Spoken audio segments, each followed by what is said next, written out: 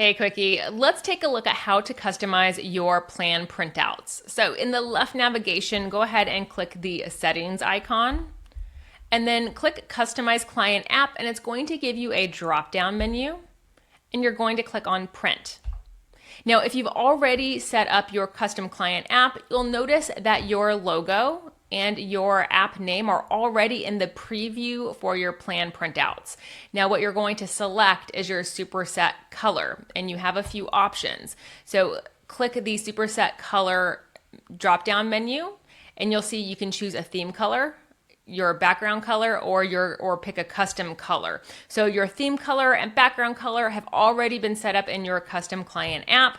So I won't go over those, but if you choose custom color, you can choose a custom color for the superset color. You can enter your color code if you know what it is, or if not, you can choose a color by selecting the color box here, and then you'll be given two options for picking a color.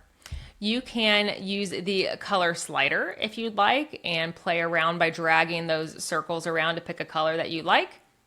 Or you can use the color dropper here and choose a color that you see on the screen that you like, select it, and that's how you would pick the color using the color selector. And then review your choice to make sure that you're happy with the color that you chose. And if you are, click on Save, and that's it.